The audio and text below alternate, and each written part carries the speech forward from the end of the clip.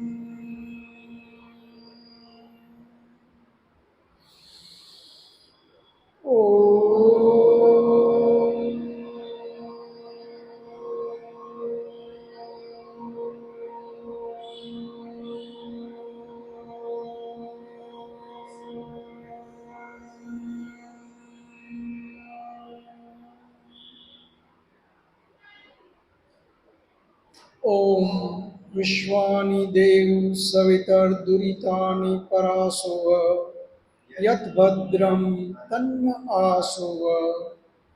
હે પરમ કૃપાળુ પરમાત્મા, હે દયાળુ, તું એવી કૃપા કર, મારી અંદર રહેલા દુર્ગુણ, દુર્વ્યસન, વિકાર એ બધા જ મારાથી કોષો દૂર થઈ જાય અને જેનાથી મારું કલ્યાણ થાય, જેનાથી મારી આત્મિક ઉન્નતિ થાય એવા સદ્ગુણોથી તું મને ભરી દે. સૃષ્ટિ સંવત 1,96,53,126 વર્ષ, વિક્રમ સંવત 2082, કારતક વદ સાતમ, દિનાંક 11/11/2025, મંગળવાર. વૈદિક મહાસભા દ્વારા કુવાડવા રોડ ઉપર વિજન સ્કૂલમાં આ 12મી કક્ષામાં આપ સૌ વેદ જ્ઞાન પીપાસુ ભાઈઓ તથા બહેનોનું હાર્દિક સ્વાગત છે. આપણે 11 કક્ષા ટોટલ પૂરી કરી. ગયા વખતે 4 વેદથી લઈ અને છેક ઉપનિષદ સુધી આપણે પૂર્ણ કર્યું. એમાં ઉપનિષદને આજે રિપીટ કરી આગળનું કક્ષાને ચાલુ કરીએ. 11 ઉપનિષદ, એમાં મુખ્ય ઉપનિષદ પહેલો ઈશાવાસ્ય ઉપનિષદ. ઈશાવાસ્ય ઉપનિષદ એને આપણે મુખ્ય એટલા માટે કહીએ છીએ, 4 વેદમાં બીજો વેદ યજુર્વેદ. યજુર્વેદનો 40મો અધ્યાય મનુષ્ય જીવન માટે ખૂબ જ ઉપયોગી છે.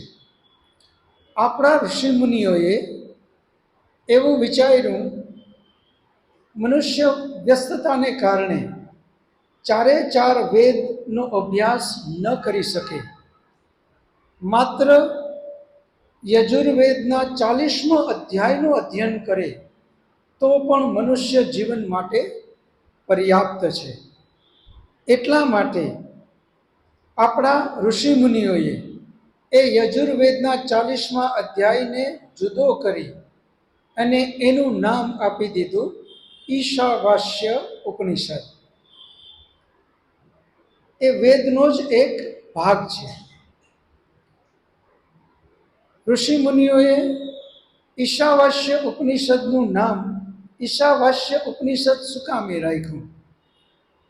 તો એ 40મા અધ્યાયનો પહેલો જ મંત્ર એની શરૂઆત જ આ શબ્દોથી થાય છે. ઈશાવાસ્યમ ઇદમ સર્વમ યત્કિંચ જગત્યામ જગત તેન ત્યક્તેન ભુંજીથા મા ગૃધ કશ્યશ્વેત ધનમ. ઈશાવાસ્યમ ઇદમ સર્વમ, આ એનો પહેલો શબ્દ, એટલે એ ઉપનિષદનું નામ જ ઈશાવાસ્ય ઉપનિષદ રાખી દીધું. ઉપનિષદ એ શબ્દનો અર્થ આપણે સમજીએ. ઉપ એટલે નજીક, ની એટલે નિતરામ, શદ એટલે વસવું. પરમપિતા પરમાત્માની બાજુમાં, નજીક, નિતરામ યાની સતત રહેવું, એનું નામ ઉપનિષદ છે. ઉપનિષદને સમજતા પહેલા આપણા વિદ્વાનોએ, આપણે બધા જે રોજિંદા જીવનમાં અઠવાડિયામાં એકવાર, અઠવાડિયામાં 2 વાર એક શબ્દ વાપરીએ છીએ, ઉપવાસ. એ ઉપવાસ શબ્દ પણ સંસ્કૃત શબ્દ છે. ઉપ એટલે નજીક, વાસ એટલે વસવું. પરમપિતા પરમાત્માની બાજુમાં વસવું. આપણો ઋષિમુનિ એમ કહે કે હે મનુષ્યો, મહિનામાં એકવાર નક્કી કરો, એક દિવસ, કે આજે પરમાત્માની નજીક વસવું છે.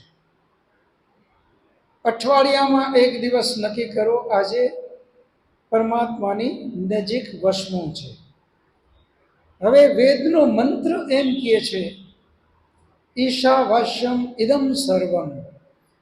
આપણે નાનપણમાં પણ આ શબ્દો બધા જ બોલેલા છીએ અને અત્યારે પણ બોલીએ છીએ કે ઈશ્વર તો કણ કણમાં વસેલો છે. ઈશ્વર આપણી અંદર પણ છે અને ઈશ્વર આપણી બારે પણ છે. હવે જે ઈશ્વર આપણી અંદર વસેલો હોય એને બાજુમાં જઈને કેમ વસવું? જે દૂર હોય એની બાજુમાં જઈને વસવાની વાત હોય તો સમજાય, પણ જે અંદર પણ હોય તો એનાથી વધારે નજીક તો બીજું કોણ હોય? છતાં આપણો ઋષિમુનિ એમ કહે કે તમે નક્કી કરો ઈશ્વરને બાજુમાં જઈને એક દિવસ રહેવું. આનું નામ ઉપવાસ. આપણે બધા ઉપવાસને અલગ અલગ રીતે જાણીએ છીએ. અઠવાડિયામાં એક દિવસ એવો કરીએ કે તે દિવસે બપોરે એક ટાઈમ જમીએ, બાકીના 2 ટાઈમ ફળાહાર કરી લઈએ અને આપણે એમ કહીએ કે આજે તો મારે ઉપવાસ છે. અમુક લોકો એમ કહે કે ભાઈ અન્ન લેવાનું જ નહીં, 3 ટાઈમ માત્ર ફ્રૂટ ઉપર રહીએ અને ઉપવાસ કરે. અમુક લોકો એનાથી આગળ વધે, ફ્રૂટ પણ નહીં, અન્ન પણ નહીં, ખાલી 1 ગ્લાસ દૂધ પીએ. અમુક લોકો એનાથી આગળ વધે કે કોઈ વસ્તુ નહીં, માત્ર પાણી ઉપર. અમુક લોકો એનાથી આગળ વધે કે પાણી નહીં. આપણામાં નિર્જળા એકાદશી વધારે આપણે બધા જાણીએ છીએ, તે દિવસે પાણી પણ ના પીએ, આમ ઉપવાસ કરે. હવે આપણો ઋષિમુનિ એમ કહે છે આ બધા જ જે આપણે કરીએ છીએ એ મન ઉપર સંયમ માટેના સાધન છે. ખરેખર એ ઉપવાસ નથી. ઉપવાસનો અર્થ એ છે એક દિવસ પરમાત્માની બિલકુલ બાજુમાં જઈને રહેવું. ઋષિમુનિને કોઈએ પ્રશ્ન કર્યો કે ભાઈ ઈશ્વર તો મારી અંદર છે, છતાં તમે એમ કેમ કહો કે એની બાજુમાં જઈને વસવું? ઋષિમુનિ બહુ સરસ સમજાવે છે. જ્યારે આપણે બીજા કોઈ વિદ્વાન લોકો હોય આપણી સાથે તો પણ આપણે એવું વર્તન ક્યારેય નથી કરતા કે જ્યાંથી આપણું નામ ખરાબ થાય. કોઈ પણ વિદ્વાન આપણી સાથે હોય, ઋષિ, તે દિવસે આપણે એકદમ પવિત્રતાથી જીવીએ છીએ. ત્યારે એવા શબ્દ ન બોલીએ, ત્યારે એવું પીએ નહીં, ત્યારે એવું ખાઈએ નહીં, ત્યારે કોઈ સાથે ઝઘડો કરીએ નહીં, ત્યારે લાંચ રિશ્વત લઈએ નહીં, ત્યારે ભેળસેળ કરીએ નહીં. વેદનો ઋષિ એમ કહે છે કે જો એક વિદ્વાન આપણી સાથે હોય અને આપણે એકદમ પવિત્રતાથી જીવતા હોઈએ તો આ તો સ્વયં પરમાત્મા છે, સ્વયં ઈશ્વર છે. ઈશ્વર જ્યારે આપણી સાથે હોય ત્યારે કેમ જીવવું જોઈએ? ન ખાવું, ન અન્ન લેવું, ન ફ્રૂટ લેવું, એ તો મન ઉપર સંયમ માટેનું એક પ્રાથમિક તબક્કો છે, જેનાથી આપણને ખૂબ ભાવે છે. એક વસ્તુ આપણને ખૂબ પ્રિય છે, પણ તે દિવસે આપણે એને ન લઈએ, એ પણ સારી જ વાત છે. મન ઉપર સંયમ રાખવા માટે એ પ્રાથમિક પગથિયાં છે, પરંતુ એ ઉપવાસ ન માની લેવો જોઈએ. એને આપણે ઉપવાસ માની અને સંતોષ કરી લઈએ તો આપણા જીવનમાં પ્રગતિ નહીં થાય. ઉપવાસનો અર્થ ઉપ એટલે નજીક, વાસ એટલે વસવું. ઋષિ એમ કહે છે કે પરમાત્મા તો બધે જ છે, પણ તું ક્યાં એમ માને છે? તારી તો જે રોજિંદી જિંદગી છે એ રોજિંદી જિંદગીમાં જેમ તું કરે છે એ બધું જ કરે છે. ઉપવાસ હોય, ઘરેથી નીકળે, કોઈ મંદિરમાં જાય, જે દિવસે ઉપવાસ હોય તે દિવસે ખૂબ નામ લે, એની માળા જપે. જેવો ઓફિસમાં જાય ત્યાં પણ ઘણા બધા ભગવાન એણે રાખેલા હોય, એને પણ અગરબત્તી કરે, ફેરવે, કારણ કે આજે ઉપવાસ છે એટલે વધારે નામ લે. જેવું એમની ખુરશી ઉપર બેઠો અને પહેલું જે કોઈ એની પાસે કામ લઈને એક વ્યક્તિ જાય એટલે તરત જ એની દાનત બગડે. એ કામની સાથે પૈસા ન મૂકે ત્યાં સુધી એ કામ કરે નહીં. ઉપવાસ છે તે દિવસે જમે નહીં, અન્ન પણ ન લે, ફ્રૂટ પણ ન લે, પણ લાંચ લે. દુકાનમાં જાય ત્યાં પણ ભગવાનનું મંદિર છે, એકદમ ભગવાનની આરતી કરે, કેટલો બધો ગડબડો થાય. તે દિવસે તો ઉપવાસ છે, શ્રીફળ વધારે, આ બધું જ કરે. તે દિવસે નક્કી કર્યું એટલે અન્નનો દાણો ન લે, ફ્રૂટ ન લે, દૂધ ન લે અને પાણી પણ ન લે, નિર્જળા. પણ દુકાનમાં ભેળસેળ કરે, ફેક્ટરીમાં ભેળસેળ કરે, ઇલેક્ટ્રિકમાં ચોરી કરે. એટલે આપણો ઋષિમુનિ એમ કહે છે કે મહિનામાં એક દિવસ એવો નક્કી કરો કે આજે મારી સાથે મારો ઈશ્વર છે. આજે હું ઘરમાં કોઈ ઉપર ગુસ્સો નહીં કરું. આજે ઘરમાં બધાને હું લાડ આપીશ, પ્રેમ આપીશ. કોઈ મારું અપમાન કરે તો પણ આજે મારે એમની સાથે કોઈ જાતનો વાદ વિવાદ કરવો નથી. શું કામે? મારો ઈશ્વર મને જોવે છે, આજે એ મારી સાથે છે, એવું એ નક્કી કરે. જેવો ઘરની બહાર નીકળે, નક્કી કરે આજે હું માવો પાન ફાકી ખાય અને જ્યાં ત્યાં થૂકીશ નહીં. આજે માવો પાન ફાકી નહીં ખાવું, કારણ કે આજ મારો ઈશ્વર મારી સાથે છે. મારે એને બતાવવું છે કે હે ઈશ્વર, આજનો દિવસ ખૂબ પવિત્રતાથી મારે જીવવું છે. એમ કરતા કરતા એની ઓફિસમાં જાય અને જ્યાં જાય 10નો ટાઈમ છે, 9:45 એની સીટ ઉપર આવી જાય. સીટ ઉપર આવી અને જે કોઈ અરજદાર આવ્યા છે એને તરત જ બોલાવે કે આવો, શું કામ છે. પૂર્ણ નિષ્ઠાથી એનું કામ કરે અને જેવું કામ કરી લઈએ અને સામે અરજદાર ખુશ થઈને 500ની નોટ કાઢીને આપવા જાય, તરત જ હાથ જોડે કે નહીં ભાઈ, આજ મારે ઉપવાસ છે, આજે મારો ઈશ્વર મારી સાથે છે, આજે હું આ લાંચ રિશ્વત નહીં લઉં. જ્યાં પણ ઈચ્છા થઈ કે મારે આજ કોઈને મદદ કરવી છે, એ કોઈને મદદ કરવા જાય, એની સામે ઓલો આભાર વ્યક્ત કરે તો પણ એ ના પાડે કે નહીં, આજે આ મદદ મેં તમારા માટે નથી કરી, આજે તો મેં મારું કલ્યાણ કરવું છે, મારું ઈશ્વર આ બધું જોવે છે, ત્યાં મારે આ જમા કરવું છે, મારું જે ખાતું ઈશ્વર પાસે ચાલે છે એની પાસેથી બદલો જોઈએ છે, તારી પાસેથી નથી. એ ધન્યવાદ પણ કરવાની વાત કરે તો પણ એનો ધન્યવાદ એ સ્વીકારે નહીં.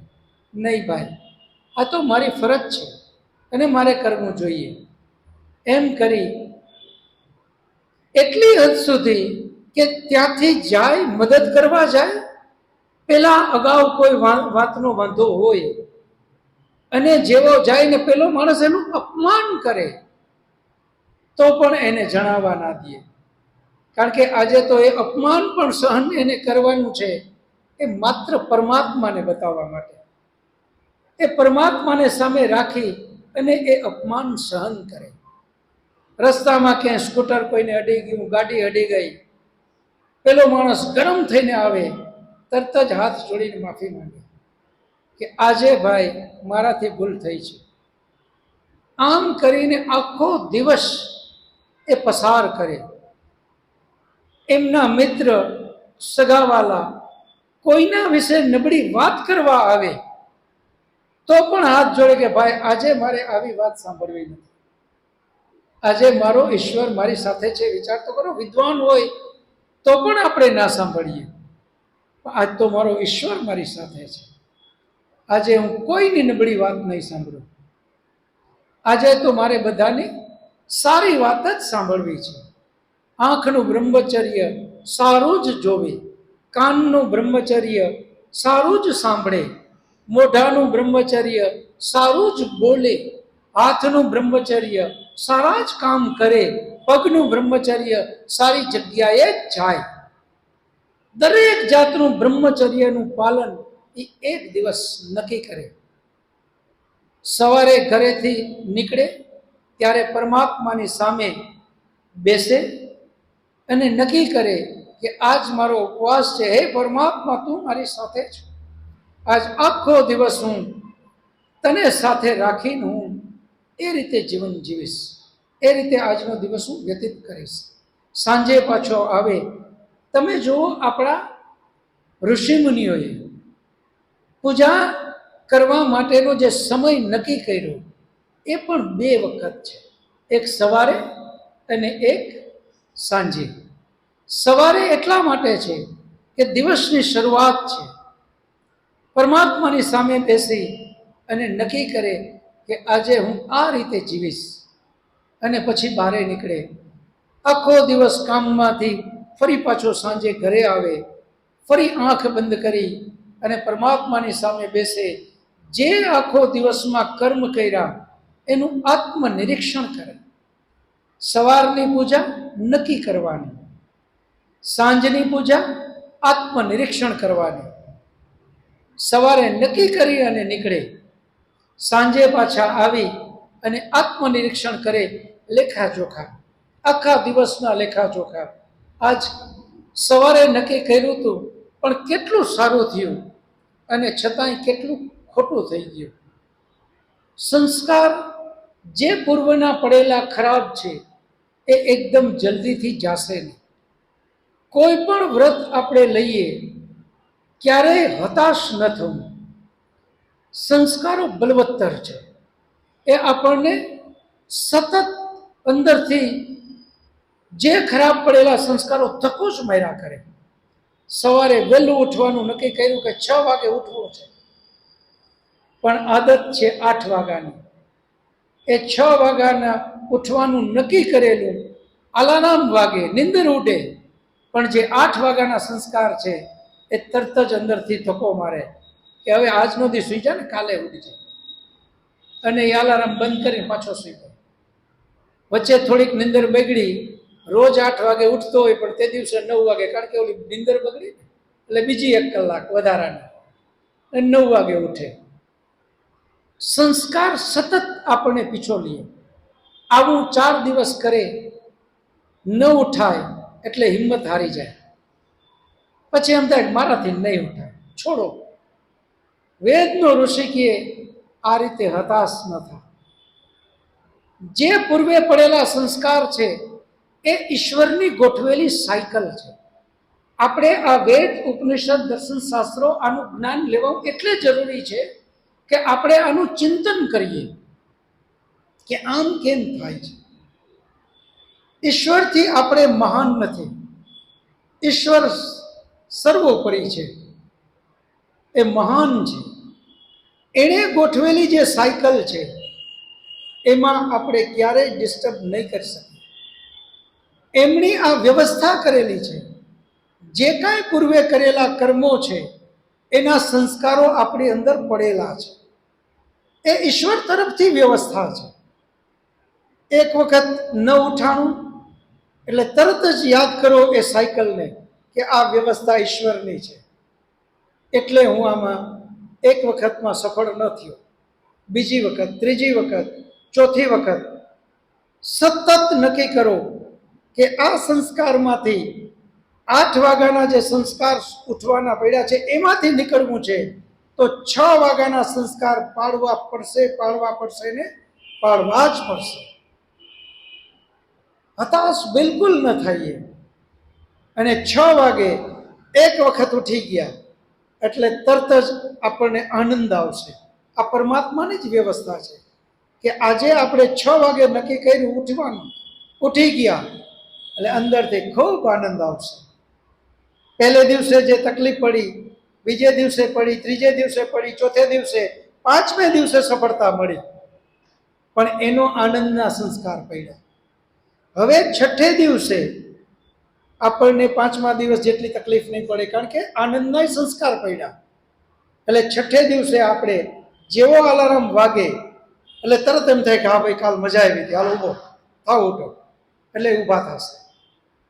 અને એ તરત જ એમ કરતા કરતા જે 5 વર્ષના સંસ્કાર હતા 8 વાગે ઉઠવાના, 6 જ મહિના વહેલા ઉઠવાના સંસ્કાર પાડી દીધા. હવે તમે જુઓ એ 5 વર્ષના સંસ્કારને બરાબર દબાવી દીધા. આ ઈશ્વરની વ્યવસ્થા છે. હવે 6 મહિના લગાતાર એક દિવસ પણ ચૂક્યા વગર 6 વાગે ઉઠી ગયા. હવે જે દિવસે નહીં ઉઠાય તે દિવસે નહીં મજા આવે, તે દિવસે એમ થાય કે કાંઈક ખૂટે છે, આજ મોડું થઈ ગયું, આજ મજા ના આવી, કારણ કે આ સંસ્કાર એને હેરાન કરે છે. હવે વહેલા ઉઠવાના સંસ્કાર પડ્યા એટલે મોડે ઉઠે ત્યારે વહેલા ઉઠવાના સંસ્કાર એને તરત જ અંદરથી પિંચ કરે કે નહીં, હવે વહેલું જ તારે ઉઠવાનું છે. આ બધી જ સાયકલ આ ઉપવાસમાં પણ આપણે લેવાની છે. ઉપવાસનો મતલબ જ એક દિવસ એવો નક્કી કરીએ જે 2 સમયની આપણી પૂજા પદ્ધતિની સિસ્ટમનો સમય છે. સવારે એ નક્કી કરવાનું છે આજે મારે કેમ જીવવું, શું કરવું, શું ખાવું, શું ન ખાવું, કેમ રહેવું, કેમ બોલવું, શું સાંભળવું, શું જોવું, શું ના જોવું. આજે મારે ઉપવાસ, આ બધું જ નક્કી કરી અને નીકળે. સાંજે જાય ત્યારે આત્મનિરીક્ષણ કરે. આમ કરી અને એક દિવસ જો એ સફળ થાય, તરત જ સફળતા નહીં મળે. સંસ્કાર આપણને ગલત પડેલા સંસ્કારો ખૂબ છે, તરત જ એ સંસ્કાર આપણને આવશે નહીં. એ ખરાબ પડેલા સંસ્કારો આપણને અંદરથી હેરાન કર્યા જ કરશે. એક વિદ્વાને એક ઉદાહરણ આપ્યું. એક ખૂબ મોટો પાણીનો મોટો હોજ છે. એ પાણીના હોજમાં એક જે પાઇપલાઇન જે છે એ ગંગાજીના પાણીની પાઇપલાઇન આવે છે. બીજી 99 પાઇપલાઇન ખરાબ પાણીની આવે છે. ગટર, ઇન્ડસ્ટ્રીઝ, બાકીના બધા કચરા, એવી 99 પાઇપલાઇનો જે છે એ ખરાબ પાણીની એમાં ભરાય છે. એક પાઇપલાઇન છે ગંગાજીના જલની છે. નીચે એ ટાંકામાં એક નળ છે. એ હવે નળ ચાલુ કરી અને એક વ્યક્તિ કે આમાં ગંગાજીનું પાણી આવશે, એમાં ગંગાજીનું પાણી આવે ખરું? એમાં તો દૂષિત પાણી જ આવવાનું છે, કારણ કે ગંગાજીની પાણીની આવકની લાઈન તો એક જ છે. 99 લાઈનો જે બીજી એમાં ઠલવાય છે એ તો બધી ખરાબ પાણીની છે. આ જ વસ્તુ આપણામાં થાય છે. આપણે આવા સત્સંગમાં જ્યાં જઈએ છીએ એ પાઇપલાઇન તો એક છે. બાકીની જે કંઈ જીવનને વ્યવહારિક જીવનમાં આપણે જીવીએ છીએ, એ પછી વ્યવહારિક જીવન હોય, સાંસારિક જીવન હોય, સર્વિસમાં જતા હોઈએ, ધંધો કરતા હોઈએ, ઇન્ડસ્ટ્રીઝ કરતા હોઈએ, મિત્રોની સાથે રહેતા હોઈએ, સગાવાલાની સાથે રહેતા હોઈએ, ટીવી જોતા હોઈએ, મોબાઈલ જોતા હોઈએ, કંઈ પણ સાંભળતા હોઈએ, આ બધી જ ખરાબ પાઇપલાઇનો આમાં ઠલવાય છે.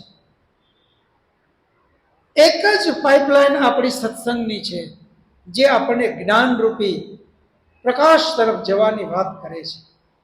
બાકીની 99 પાઇપલાઇન આમાં ખરાબ નખાણી છે. હવે આપણે એમ વિચારીએ કે મને ખરાબ વિચાર આવે જ કેમ, તો હતાશ થઈ જશું. મારાથી વ્રત પડાતું જ કેમ નથી, તો હતાશ થઈ જશું.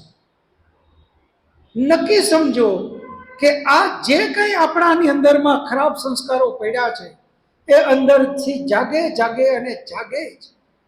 મારે હવે કરવું એ પડશે કે જેટલી ખરાબ પાઇપલાઇનો છે એના વાલ ધીમે ધીમે બંધ કરવા પડશે. એની જગ્યાએ એક જ પાઇપલાઇન ગંગાજીની આવે છે, એમાં વધારો કરવો પડશે. નર્મદા, કાવેરી, યમુના, જ્યાં જ્યાં સારા પાણીની પાઇપલાઇનો છે એ બધા જ એમાં નાખવા પડશે. ખરાબ લાઈનો જે છે એને ઓછી કરતી જવી પડશે અને સારી લાઈનો ઉમેરો કરતો જવો પડશે. આપણા જીવનમાં આ જ વસ્તુ આપણે કરવી પડશે. આપણી અંદર જેટલું ખરાબ કચરો ઠલવાય છે, આ બધા જ કચરાના વાલ ધીમે ધીમે બંધ કરો અને જ્યાંથી જે સારું મળે એ બધી જ પાઇપલાઇનોને વધારતા જાય. એક પાઇપલાઇનથી કામ નહીં ચાલે. સ્વામી વિવેકાનંદજીએ કીધું કે હું મંદિરમાં યુવાનને જતો જોઉં તો બહુ પીડાઉં છું. એ એટલા માટે કીધું કે સમજણા થયા ત્યારથી દીવો કરે, અગરબત્તી કરે, પગે લાગે અને વયો જાય. યુવાન થાય ત્યારે પણ હજી મંદિરમાં આ જ ક્રમ ચાલુ છે. દીવો કરે, અગરબત્તી કરે, નામનો જાપ જપે અને નીકળી જાય. આટલેથી કામ નહીં ચાલે. વિવેકાનંદજી એમ કહે છે કે હે યુવાન, આ મનુષ્યનો જન્મ તને મળ્યો છે વિશિષ્ટ વિવેક બુદ્ધિથી, તો આધ્યાત્મમાં ખૂબ આગળ વધ. દરેક પ્રશ્નોના જવાબ તું વિચાર કર અને આધ્યાત્મનું ચિંતન કર. પેલા ધોરણમાં હતા ત્યારે પણ એક ગુરુ હતા. જો એના પગ પકડીને બેસી ગયા તો 8મા ધોરણમાં નહીં જઈ શકાય. 8મા ધોરણમાં ગયા ત્યાં પગ પકડીને બેસી ગયા તો 12મા ધોરણમાં નહીં જવાય, કોલેજમાં નહીં જવાય, પીએચડી નહીં થાય. આનો અર્થ એ પણ નથી કે પેલા ધોરણનો ગુરુજી નકામા, એ પણ પૂજ્યનીય છે, પરંતુ ત્યાં પગ પકડીને બેસી જવાનું નથી. મનુષ્ય જીવનની યાત્રા આપણે ખૂબ આગળ વધારવાની છે અને છેક મોક્ષ સુધીની યાત્રા કરવાની છે. ઉપવાસ, ઉપ એટલે નજીક, વાસ એટલે વસવું. મહિનામાં એક દિવસ નક્કી કરીએ કે આજે મારો પરમપિતા પરમાત્મા મારી સાથે છે. આજે હું જે તે ખાઈશ નહીં, જે તે પીશ નહીં, જે તે બોલીશ નહીં, જે તે સાંભળીશ નહીં, જેવું તેવું લઈશ નહીં. જ્યાં મારી સર્વિસ, મારી ડ્યુટી, મારો ધંધો, ત્યાં હું બિલકુલ નિષ્ઠા અને પવિત્રતાથી આજનો દિવસ ઉતારું. 10 વાગ્યાનો સમય, 9:45 એની સીટ ઉપર આવી જાય. જે કોઈ પેલો અરજદાર એની પાસે આવે, નિષ્ઠાપૂર્વક એનું કામ કરે. પૈસા આપવાની ટ્રાય કરે, તરત જ ના પડે કે નહીં, આજે મારો ઉપવાસ છે, આજે હું લાંચ લઉં નહીં, આજે હું ભેળસેળ કરું નહીં, આજે ખરાબ શબ્દ બોલું નહીં, આજે ઝઘડો કરું નહીં, આજે હું ત્યાગની ભાવનાથી આખો દિવસ વિતાવું. આનું નામ છે ઉપવાસ. અને એ ઉપવાસ મહિનામાં 1 દિવસ સફળ થાય, પછી 2 દિવસ, પછી 3 દિવસ, પછી 4 દિવસ, પછી 5 દિવસ, એમ કરતા કરતા કરતા કરતા આગળ વધતા જાય. જેનો ઉપવાસ આટલો સારો, પૂરા પવિત્રતાથી જેણે આખો દિવસ વિતાવ્યો, એ જ ઉપવાસ ઉપરથી બીજો શબ્દ આવે છે ઉપાસના. ઉપાસનાનો અર્થ શું? આંખ બંધ કરી, ઉપ એટલે નજીક, આસન લગાડવું, પરમપિતા પરમાત્માની નજીક આસન લગાડીને બેસી જઈએ, આંખ બંધ કરી અને પરમાત્માને યાદ કરીએ. કોઈને આપણા કર્મ વિશે ખબર હોય કે ના હોય, આપણે આપણા કર્મને બરાબર જાણીએ છીએ. જેનો દિવસ ખરાબ કર્મો કરી અને આખો દિવસ પાસ કર્યો, હવે એ પરમાત્માની સામે ઉપાસના કરવા બેસે, તરત જ આખી રીલ એને ચડશે. કોઈને ખબર ન હોય તો પણ પોતા તો જાણે જ છે કે પોતાના કર્મ શું હતા. એટલે તરત જ એ પિક્ચર રીલ આખી એને સાયકલ ચાલુ થશે. એની ઉપાસના એ કરી નહીં શકે.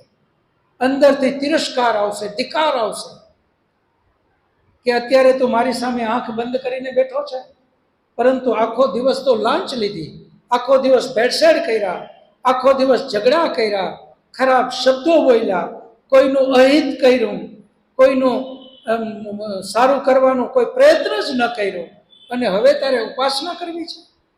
નહીં થઈ શકે. પહેલું પગથિયું ઉપવાસ, પવિત્રતાથી જીવીએ. પછી બીજું પગથિયું ઉપાસના. જેનો ઉપવાસ સારો એની જ ઉપાસના સારી. આખો દિવસ ખૂબ સારી રીતે કર્યું, એકાદ બે ભૂલ થઈ ગઈ, પરમાત્મા પાસે માફી માગી લઈએ. હે ઈશ્વર, મેં નક્કી કર્યું હતું કે આજે બિલકુલ ખોટું નહીં કરું, છતાં આ 2 ભૂલ થઈ ગઈ. પરમાત્મા તું મને માફ કર. પરમાત્મા ખૂબ દયાળુ છે. પ્રયત્ન કરવા છતાં જો ભૂલ થઈ જતી હોય તો એ બીજા વખતના ઉપવાસમાં એ ભૂલમાં પરમાત્મા પણ સપોર્ટ કરે કે હવે એ ભૂલ પણ ન થાય. એટલે પેલો ઉપવાસ, બીજી ઉપાસના. જેની ઉપાસના ખૂબ સારી, 1 કલાક, એના પછી 2 કલાક, એના પછી 3 કલાક, એના પછી 4 કલાક, ઉપાસનાનો સમય પણ વધારતો જાય, વધારતો જાય, ઉપવાસ વધતો જાય, ઉપાસના પણ વધતી જશે. ઉપવાસ અને ઉપાસના વધારતા વધારતા વધારતા એક સમય એવો આવશે, પછી તો 24 કલાક પરમાત્મામય જીવન. એનું નામ છે ઉપનિષદ. ઉપવાસ, ઉપાસના અને ત્રીજું ઉપનિષદ. ઉપ એટલે નજીક, ની એટલે નિતરામ, હવે વચ્ચે ગેપ જ નહીં, સતત. શબ્દ એટલે બેસવું. પરમાત્માની બિલકુલ નજીક સતત જે બેસી જાય એનું નામ ઉપનિષદ. એટલા માટે આપણા ઋષિ મુનિઓએ યજુર્વેદના 40મા અધ્યાયને, જે મનુષ્ય જીવન માટે પરમાત્મા તરફ જવું હોય તો એ ખૂબ એ અધ્યાય 40મો અધ્યાય ઉપયોગી છે. એટલે એ ઋષિ મુનિઓએ 40મા અધ્યાયને જુદો કર્યો અને એનું નામ આપી દીધું ઈશાવાસ્ય ઉપનિષદ. તો ઉપનિષદ શબ્દ જ ગંભીર મુદ્રાથી, તમે જુઓ, જ્યારે જ્યારે હળવી વાતો હશે તો આપણે હાલતા ચાલતા કરતા જશું, પણ એ હળવી વાતમાં જ્યારે કોઈ ગંભીર વાત આવશે ઓટોમેટિક વે ઊભી જશે અને ગંભીર વાતો ચર્ચા કરશે. એ હાલતા હાલતા નહીં થાય. ઉપનિષદનો ઋષિ પણ એ જ કહે છે કે હે પરમાત્મા, હવે હું તારી સાથે ગંભીર મુદ્રાથી એક ચિત્તે તારી સાથે હવે રહેવા માંગુ છું, તારી સાથે વાત કરવા માંગુ છું, તને જાણવા માંગુ છું. અને ઉપનિષદની અંદર આ જ બધું પ્રકૃતિ, જીવાત્મા અને પરમાત્મા આ ત્રણેય વિષય ઉપર ગહન ચિંતન આપણા ઋષિમુનિઓએ કરેલું છે. એટલે જ એનું નામ રાખ્યું છે ઉપનિષદ. ઉપ નજીક, ની નિતરામ, શત બેસી જાઓ, પરમાત્માની સાથે સતત રહી જાઓ, એનું નામ છે ઉપનિષદ. અને આ ઉપનિષદ ટોટલ 11 છે, જેમાંનું પહેલો ઉપનિષદ યજુર્વેદનો 40મો અધ્યાય ઈશાવાસ્ય ઉપનિષદ, અને એને સમજાવવા માટે આપણા ઋષિ મુનિઓએ બીજા 10 ઉપનિષદ બનાવ્યા. એમ કુલ 11 ઉપનિષદ છે. ઉપનિષદની સંખ્યા અલગ અલગ બધા પાસેથી આપણે જાણવા મળશે. કોઈ 150 કહે છે, કોઈ 200 પણ કહે છે, કોઈ 250 કહે છે. પરંતુ જે ઋષિમુનિઓ દ્વારા જે ઉપનિષદની માન્યતા આપી છે, વિદ્વાનોએ જેને માન્યતા આપી, એવા 11 ઉપનિષદ. ઈશાવાસ્ય ઉપનિષદ પહેલો અને બાકીના 10 એને સપોર્ટેડ. ઈશાવાસ્ય ઉપનિષદ, કેનો ઉપનિષદ, કઠો ઉપનિષદ, પ્રશ્ન ઉપનિષદ, મુંડકો ઉપનિષદ, માંડુક્યો ઉપનિષદ, ऐतरीय उपनिषद, तैतरीय उपनिषद, बृहदारण्यक उपनिषद, श्वेताश्वतरो उपनिषद અને છાંદોગ્ય ઉપનિષદ. આ ટોટલ 11 ઉપનિષદ છે. એ 11 ઉપનિષદને આપણે લોકોએ આગળ આપણે અધ્યયન કરશું. હવે મુકેશ, પ્રશ્નનો અરવિંદભાઈ સમય થાય છે. પ્રશ્નો જેમને હોય એ ખાસ પ્રશ્ન કરજો. પ્રશ્ન માટે કોઈ સંકોચ ન કરતા. કોઈ પણ જીવનની અંદરમાં તમે આધ્યાત્મ માટે કોઈ પણ પ્રશ્ન હોય તો તમે કરજો. પ્રશ્ન આપણે ગમે તે કરવો જોઈએ. આધ્યાત્મમાં પ્રશ્ન થવો જ જોઈએ. આ આપણો વૈદિક પરંપરાનો ક્લાસ છે. વૈદિક પરંપરામાં સ્વીકારી લેવાની વાત નથી. કોઈ પણ વાતને સ્વીકારી લેવી આવું કોઈ વાત નથી. વૈદિક પરંપરામાં તો આપણે દરેક વાતને સમજી, પ્રશ્ન કરી અને પછી જ લેવું. મારું નામ મોંઘે રુક્ષ્મણીબેન છે. મારો પ્રશ્ન છે કે ભગવાને મનુષ્ય, જીવજંતુ, પશુ પક્ષી બધાને પૃથ્વી પર મોકલાવ્યા છે, બરાબર? તો પણ આપણે ખબર છે કે આપણે પાપ ન કરાય તોય પણ આપણે જીવજંતુ આપણા સ્વાર્થ માટે કીડી મકોડા ઘરમાં હોય, કરોડિયા હોય, ખજૂરા હોય, તો એને આપણે જાતે મારીને પાપ કરીએ છીએ. તો આપણે કઈ રીતે એનો ભોગવો તો પડશે જ ને. તો એવું શું કરવું? બહુ સાચી વાત કે આપણે મનુષ્ય જન્મ તો મળી ગયો, છતાં પાપ કરીએ છીએ. હવે રુક્ષ્મણીબેનના પ્રશ્નમાં થોડોક હજી ઉમેરો કરું. આત્મા એનો સ્વભાવ છે, સત્ય એને ગમે છે. આત્માને હંમેશા સત્ય ગમે છે. પરમાત્મા આત્માને સત્ય કરવા માટે જ પ્રેરણા આપે છે. આત્મા જે છે એનો સ્વભાવ સત્ય તરફ છે. એને આત્માને અસત્ય ગમતું નથી. તમે જોજો, ગમે એટલો વ્યસની લોકો, ગમે એવો વ્યસની હશે, એને તમે પૂછો કે ભાઈ આ મૂકી દો, નકર તમારો દીકરો કે કોઈ આ રસ્તે જશે, તરત જ કહેશે કે નહીં, મારો દીકરો કોઈ દી આ કરે જ નહીં. કારણ કે એ પણ ઈચ્છે છે કે મારો દીકરો આ ખોટે રસ્તે ના ચડે. પોતે ભલે ચડી ગયો પણ એને ગમતું નથી. એ પણ એની ભાવના છે કે મારો દીકરો સારા જ કામ કરે. એ જ રીતે પરમાત્મા એ પણ આત્માને સારું કરવા માટે જ પ્રેરણા આપે છે. એનાથી ઉલટું આત્મા જ્યારે ખરાબ કર્મ કરવાનું વિચારે કે તરત જ પરમાત્મા એને ભય બતાવે એને દંડ શરૂ કરી દઈએ. આ ખરાબ કરવા જાશો પણ કોઈક જોઈ જશે તો, કોઈ આમ કરી લેશો તો, પકડાઈ જાય તો ફલાણું, એમ કરીને અંદરથી એને ભય જાગે. એનો અર્થ એ થાય કે અંદરથી પરમાત્મા પણ એને રોકવાની ટ્રાય કરે છે. આત્માને સત્ય ગમે છે, પરમાત્મા સત્ય માટે જ પ્રેરણા આપે છે. જ્યારે પણ સારો વિચાર આવશે સારું કરવા માટેનું, તરત જ અંદરથી ઉત્સાહ, પ્રેરણા, આનંદ એ આપણને આવશે કે હા કર કર, આ કરાય. અંદરથી પરમાત્મા જ એને ઉત્સાહ ભરે છે. સારા માટે પરમાત્મા ઉત્સાહ ભરે છે. આત્માને સારું ગમે છે. ખરાબ કરવા જાય તો પરમાત્મા એને રોકે છે. પ્રશ્ન મૂળ તમારો એ છે કે આટલું બધું હોવા છતાં આત્મા ખોટું કરે છે શું કામ? મૂળ પ્રશ્ન અહીંયા આવે છે કે જ્યારે આત્માને સાચું જ ગમે છે, પરમાત્મા સારા માટે જ પ્રેરણા આપે છે, ખરાબ માટે રોકે છે, છતાં પણ જ્યાં નજર કરીએ ત્યાં ઝોપડામાં રહેતો વ્યક્તિથી માંડીને મહેલમાં રહેતો જેની જેવી કેપેસિટી, બધા જ મોટા ભાગના ખોટું કરવાની પાછળ જ લાગેલા છે. આ પ્રશ્ન બહુ મોટો અગત્યનો પ્રશ્ન છે.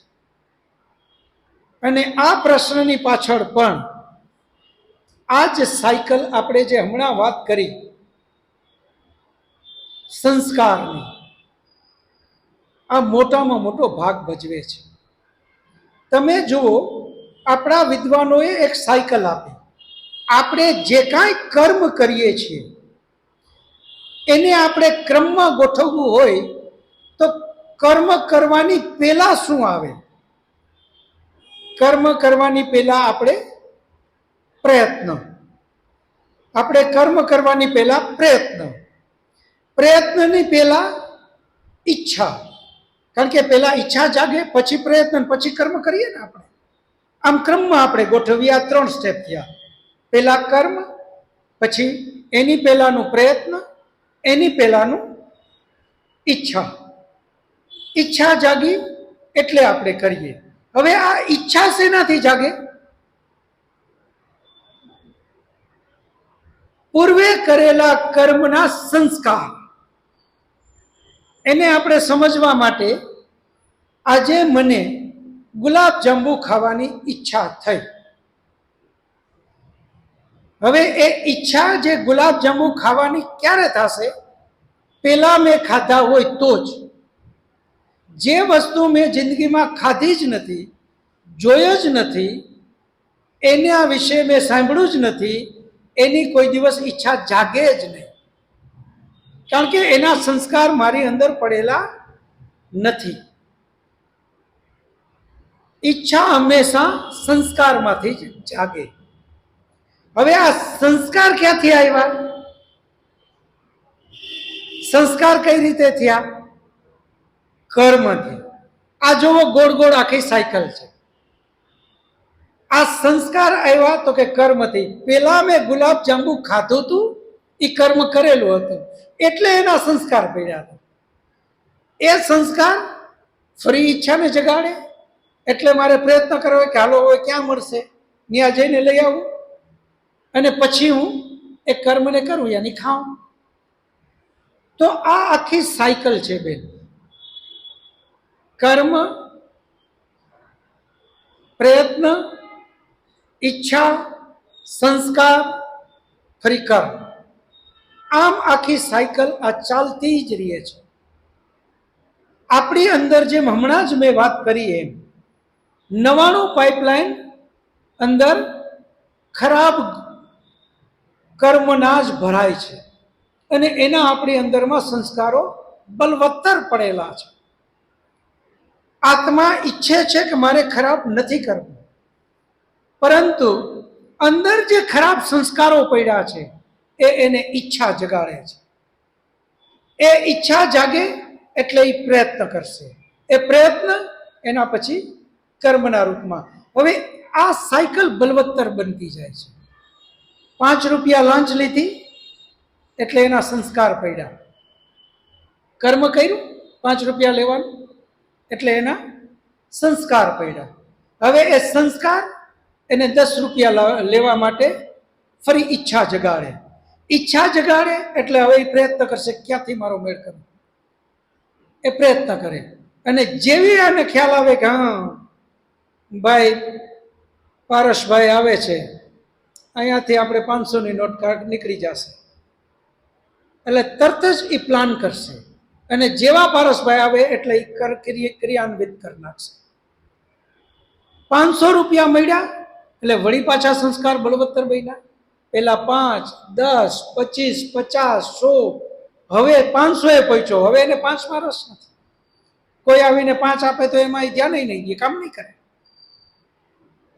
કારણ કે હવે 500ના સંસ્કાર પડી ગયા છે.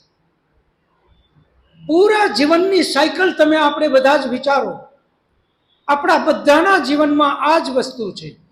એક વખત આ સંસ્કાર અતિ બલવત્તર બની જાય, પહેલી વખત માવો ખાવા જાય, અંદરથી એને અનેક વખત ના આવશે કે આ માવો ના ખા, માવો ના ખા, પાકી ના ખા. પણ એ અંદરથી જે અવાજ ઉઠે છે એને દબાવીને એ માવો ખાઈ લે. હવે એના સંસ્કાર પડ્યા. બીજી વખત ખાવા જશે, પહેલી વખત જેટલી ના આવી એટલી ના નહીં આવે, બીજી વખત એનાથી થોડી ઓછી ના આવશે, વળી ખાધું. આમ કન્ટિન્યુ ખાવામાં આગળ વધતો ગયો. એક સમય એવો આવે કે હવે એને ના આવવાની જ બંધ થઈ ગઈ, કારણ કે હવે એના સંસ્કાર પડી ગયા. હવે માવો ખાય એટલે આમ પ્રેમથી ખાય છે, એકદમ આનંદથી. હવે એને કોઈ જાતની ના અંદરથી આવતી નથી. આ જ વસ્તુ વ્યવહારિક જીવનમાં ખોટું કરવામાં, પહેલી વાર જ્યારે કોઈ ખોટું કરે છે ત્યારે એને અંદરથી ના આવે છે, પણ એ નાને દબાવી અને એ પાપ કરે છે. એ પાપના સંસ્કાર એને અંદર પાડ્યા. બીજી વખત, ત્રીજી વખત, ચોથી વખત, પછી તો ભય આવવાનું પણ નીકળી જાય છે. એટલો બધો એ રીઢો થઈ જાય, પછી એના વ્યવહારિક જીવનમાં સાંસારિક જીવનનો એક ભાગ બની ગયો ખોટું કરવું. તમે જુઓ, ઘણા લોકો એવા હોય છે, કોઈ સ્વાર્થથી ખોટું બોલે, કોઈ ફાયદાથી ખોટું બોલે, એટલી હદ સુધી પછી ખોટું બોલવાની આદત પડી જાય. ન એનો સ્વાર્થ હોય, ન એનો ફાયદો હોય. આપણે એને કહીએ કે કાલે મારે તને મળવું છે, 5 વાગે મળવા આવી શકીશ? વગર વિચારે કહી દે કે હા આવીશ, જરાય ના જ ન પાડે, કારણ કે ખોટું બોલવાની જ ટેવ પડી છે. અને 5 વાગે આપણે રાહ જોતા હોઈએ, એને કોઈ કામ ન હોય છતાં મોડો થાય, આવીને ખોટું બોલે. નીકળતો હતો ને, જ્યાં સ્કૂટરમાં જોયું અવાજ નંબરે પંચર, એટલે વળી પંચર કરવા ગયો ને એમાં મારાથી કલાક મોડું થઈ ગયું. કોઈ કારણ નથી એમ. નહીતર આપણે કહી શકીએ કે ભાઈ હું 5 વાગે નહીં 6 વાગે આવીશ. એમાં એનો સ્વાર્થ નથી. એને કાંઈ આ 5 આવે તો મળી નથી જવાનું, 6 વાગે આવે તોય કાંઈ ફાયદો નથી થઈ જવાનો, પણ એ આદત પડી ગઈ છે. આ રીતે જ્યારે વ્યક્તિ પોતાના જીવનમાં ચિંતન મનન કરતો જ નથી, અનાયાસ પાપના રસ્તે ચડતો જાય, અનાયાસ ખોટું કરતો જાય, અને પછી એ ખોટાના એટલા બધા સંસ્કારો પાડી દે, એ સંસ્કાર જ એને પછી સતત ખોટું કરાવ્યા કરે. આમાંથી તમારો પ્રશ્ન એ છે કે બહાર કેમ નીકળવું? તો એક જ માત્ર રસ્તો છે, આધ્યાત્મનું ચિંતન કરીએ. જ્યાં પણ જાય ત્યાં વિચારીએ કે આ શું કામે, આ શું કામે. આ જેટલા લોકો ખોટું કરે છે, લાંચ લે કે ભેળસેળ કરે, શું એ મંદિરે નથી જતા? આપણા કરતા વધારે જાય છે, આપણા કરતા વધારે દંડવત કરે છે, કારણ કે એને ખબર છે કે મેં કેટલા પાપ કર્યા છે. એને ખ્યાલ છે કે હું શું કરું છું. એ બધું જ કરે છે. નથી કરતો તો એક જ ચિંતન. એણે મંદિરમાં જ પરમાત્માને ફિક્સ કરી દીધો. એને એમ છે કે મને જોતો જ નથી. ચિંતન કરે કે આ શું કામે કરું છું? પરમાત્માએ આટલું સરસ મનુષ્યનો જન્મ દીધો, આટલી સરસ વિશિષ્ટ વિવેક બુદ્ધિ દીધી. શું માત્ર આના માટે જ? સવારે ઉઠીએ, ઘરના માટે કરીએ, ધંધામાં જાય, ખેતીમાં જાય, આ બધું જ કરીએ. આટલું તો બાકીના પશુ પણ કરે છે. ભર્તૃહરિ પણ આ જ વાત કરે છે કે મનુષ્યમાં બાકીના પશુમાં તો કોઈ ભેદ જ નથી. મનુષ્ય ખાય પીએ, પશુ ખાય પીએ.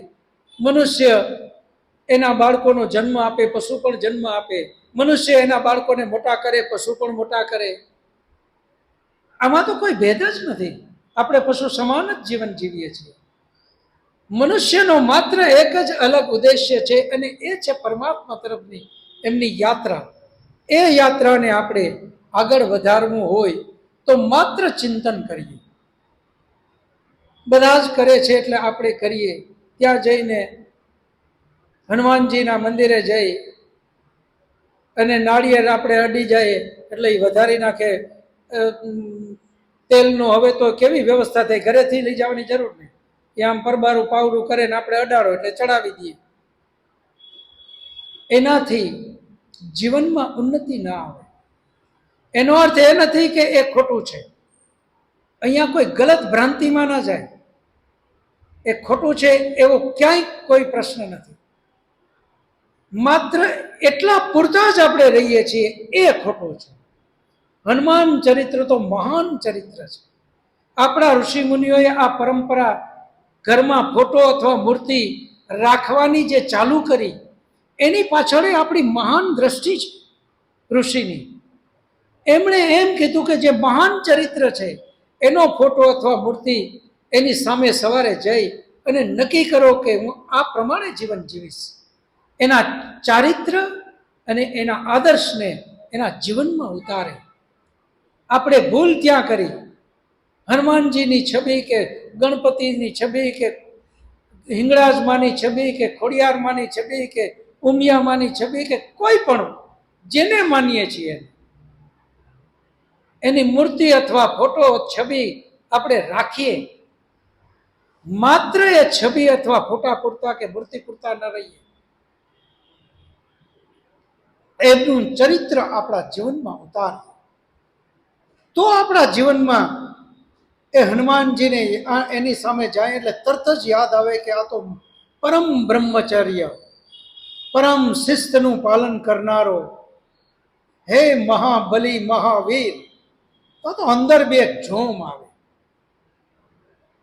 માત્ર ત્યાં જઈને લાઈનમાં જ ઊભી જાય અને વારો આવે ને હાથ અડાડીને બે પાવરા નાખી દીધું ને એક નાળિયેર વધારી દીધું, રવાના થયો. મોટરસાયકલ એવી જગ્યાએ રાખી હતી કે આખી બજારને હેરાન કરે. આ હનુમાનજીનો શિષ્ય ન હોય શકે. હનુમાનજી તો શિસ્ત બ્રહ્મચર્યના ઉપાસક હતા. મર્યાદા પુરુષોત્તમ શ્રી રામચંદ્રજી એમના અનન્ય ભક્ત હતા. એના અનન્ય ભક્ત સામાન્ય ન હોઈ શકે. એટલે જીવનમાં બદલાવ લઈ આવવો પડશે. આપણા જીવનમાં જ્યાં આપણે છીએ, જે કાંઈ આપણે આધ્યાત્મમાં જાણીએ છીએ, ત્યાં ને ત્યાં ન રહીએ. આ જીવન મનુષ્યનું મહાન કષ્ટો સહન કરી અસંખ્ય જન્મો પછી મનુષ્યનો જન્મ મળે છે. આપણામાં બધા કહે છે કે મનુષ્યનો જન્મ બહુ દોયલો છે. આ બિલકુલ સાચી વાત છે. એને વ્યર્થ ન જવા દઈએ. આધ્યાત્મમાં થાય એટલી યાત્રા કરીએ. એટલું નક્કી કરી લઈએ કે આ જન્મમાં જેટલું આગળ વધાય, હે પરમાત્મા મને તું બુદ્ધિ દે, મને શક્તિ દે, હું એમાં આગળ વધું, જ્ઞાન તરફ આગળ જાઉં. જ્યાં હું કરું છું એની કસોટી પણ કરું કે એ સાચું છે કે ખોટું. હું કરું છું એ બરાબર છે, મારા જીવનમાં ઉન્નતિ એમાં આવે છે. આજે આપણે બધા જ એ ભૂલ કરીએ છીએ. જ્યાં ધર્મની જગ્યાએ જાય અને રિટર્ન જ્યારે થતા હોય ત્યારે બધાની વાતો સાંભળજો. આધ્યાત્મ વિશે ક્યારેય વાત હોતી જ નથી. ત્યાં ગયા તો કેવી વ્યવસ્થા, ત્યાં ગયા તો કેવું 24 કલાક ખાવાનું, ત્યાં ગયા એટલે ક્યાંથી પૈસો આવે ખબર જ નહીં, કોઈ લેવાવાળું નહીં, કોઈ દેવાવાળું નહીં, હાયલા જ કરે. શું આના માટે આપણે ગયા છીએ? કાંઈક ચિંતન મનન કરીએ. આપણે ત્યાં ગયા છીએ આધ્યાત્મ માટે, વ્યવસ્થાની, જમવાની, એની ત્યાંની બધી ચોખ્ખાઈની. આ તો હોટલમાં ગયા હોય ને ફરવા ગયા હોય ત્યાં હોવું જોઈએ, બરાબર છે, કારણ કે ત્યાં ફરવા ગયા છે, ત્યાં આપણે ખાસ આનંદ કરવા જ ગયા છે, એટલે આ બધી વાત આવે. પરંતુ જ્યાં ધર્મ માટે ગયા, આધ્યાત્મ માટે ગયા, એક તો આપણને એ ખ્યાલ નથી કે ધર્મ એટલે શું, આધ્યાત્મ એટલે શું. આ બધા જ પ્રશ્નો આપણે ક્રમશઃ લેશું. હવે સમય પૂર્ણ થાય છે. પહેલી વાર જે આવ્યા હોય એ ઊભા થાય અને પોતાનું નામ આ માઇકમાં જ બોલશે. માઇકમાં જ બોલી તમારું નામ બોલજો અને તમારી ઓળખાણ આપજો, ક્યાં રહ્યો છો એ કહેજો અને કોની પ્રેરણાથી આવ્યા એ પણ કહેજો. મારું નામ રાઘવજીભાઈ ત્રિભુવનદાસ મીરાણી. મારી એજ 75. અત્યાર સુધી મારે ચોપથી હવે નિવૃત્ત છું. આજે 10 વર્ષ થયા. મારું રેસિડન્ટ ગુજરાત હાઉસિંગ બોર્ડ કેરેલે. ખૂબ સરસ. ખૂબ ખૂબ રાઘવજીભાઈ સ્વાગત છે. સ્વાગત કરીએ. અલ્પેશ રાઘવજીભાઈ મીરાણી.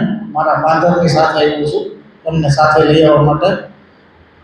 રાજકોટમાં જ રહેવાનું, ગુજરાત હાઉસિંગ બોર્ડનું. આપનો વ્યવસાય? હું પોસ્ટ ઓફિસમાં સર્વિસ કરું છું. બહુ સરસ, બહુ સરસ. ખરેખર એમના માટે તાળીઓ પાડો. આ રીતે 2 જનરેશન જ્યાં આવે, દાદાએ આવ્યા અને દીકરાએ આવ્યા, આ ખાસ જરૂર છે. બહુ સરસ. જી. મારું નામ સંતોષ પાટીલ છે. હું અહીં સંતોષ પાટીલ. સંતોષભાઈ. ઓકે. જી. હું અહીંયા બોમ્બે સુપરમાં રહું છું જી. અને હું રિટાયર છું. બહુ સરસ. ખૂબ ખૂબ સંતોષભાઈ માટે તાળીઓ પાડો. મારું નામ અલ્પેશ રતિલાલ પીપળિયા છે. જી અલ્પેશભાઈ. હું વરુણભાઈની પ્રેરણાથી આવ્યો છું બહુ સરસ. અને વૃંદાવન વિલા રાજકોટ અહીંયા રહેવાનું છે જી. અને સિલ્વરનું કામ કરીએ છીએ. બહુ સરસ.